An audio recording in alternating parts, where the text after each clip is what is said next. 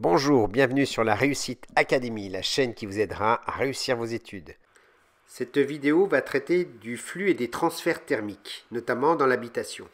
Le choix des matériaux que vous allez faire pour isoler vos combles, vos murs, n'auront plus de secret. À la fin de ce cours, vous serez capable d'interpréter les données caractéristiques d'un matériau d'isolation et vous pourrez alors faire le meilleur choix du matériau que vous allez utiliser pour votre habitation. Mais avant ça, jingle!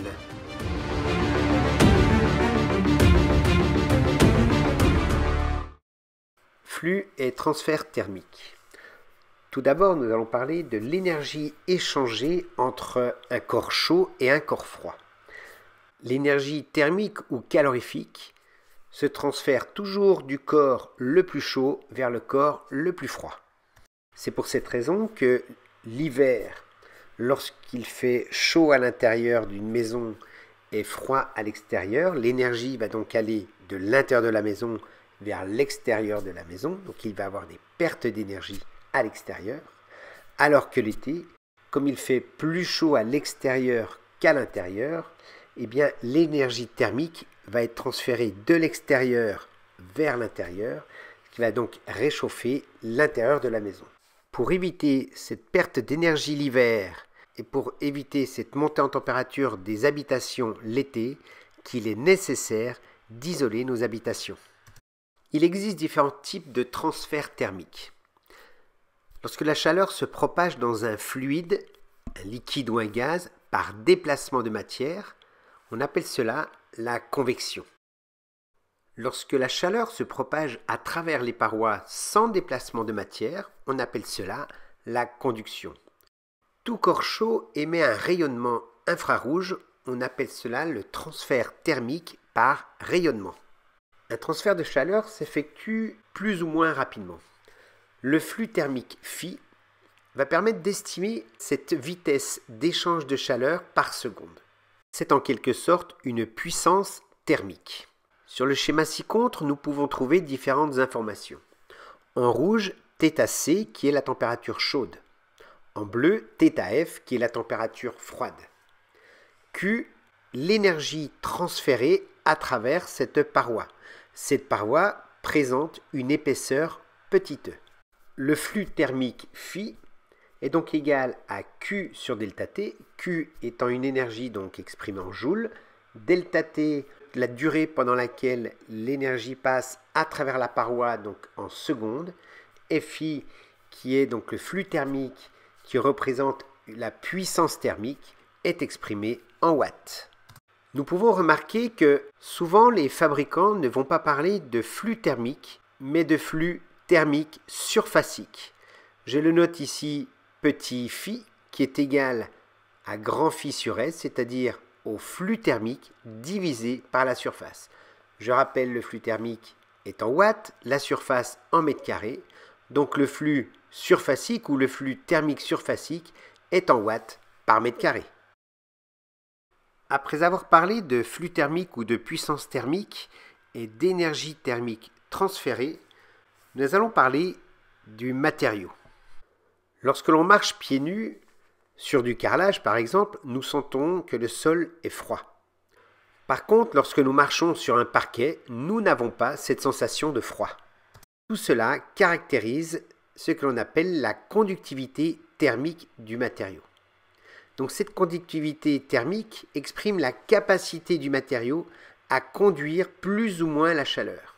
Cette caractéristique est représentée par la lettre lambda et elle s'exprime en watts par mètre et par Kelvin ou encore en watts par mètre par degré Celsius.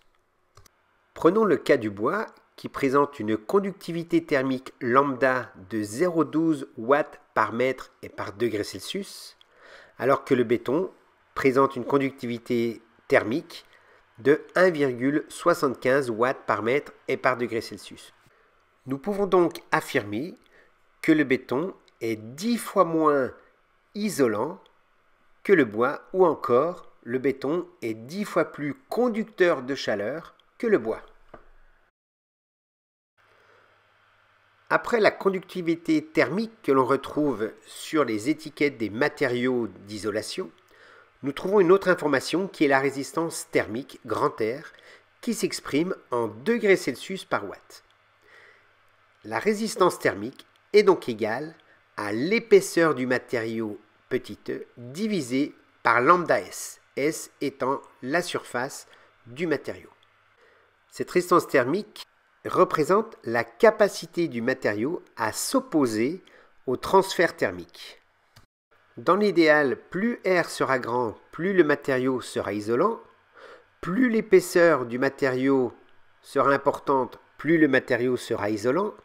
Plus le lambda sera petit, plus il sera isolant. L'épaisseur petit e du matériau sera exprimée en mètres.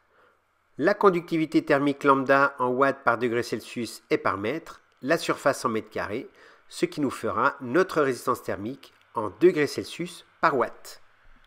Cette résistance thermique est également égale à l'écart entre la température chaude θ chaud et la température froide θ froid divisé par le flux thermique, c'est-à-dire θ chaud moins θ froid divisé par phi. Je rappelle que les températures θ sont en degrés Celsius et que phi est en watts. En général, une cloison est constituée de différents matériaux. Dans ce cas-là, pour avoir la résistance thermique de l'ensemble des couches, nous allons faire la somme des résistances thermiques de chacune des couches. À l'image du flux surfacique, nous pouvons également déterminer une résistance thermique surfacique. Cette résistance thermique RTH est égale à notre résistance thermique multipliée par la surface. La résistance thermique étant exprimée en degrés Celsius par watt et la surface en mètres carrés, la résistance thermique surfacique s'exprime donc en mètres carrés degrés Celsius par watt. Ce qui revient à exprimer cette résistance thermique surfacique par le rapport E sur lambda qui est encore égal à θ chaud moins θ froid sur phi, phi qui est le flux thermique surfacique. Ici se termine cette première vidéo sur flux et transfert thermique. J'espère qu'elle vous a plu. Je compte sur vous pour partager la chaîne. N'hésitez pas à liker, à mettre un commentaire et à très vite sur la Réussite Académie.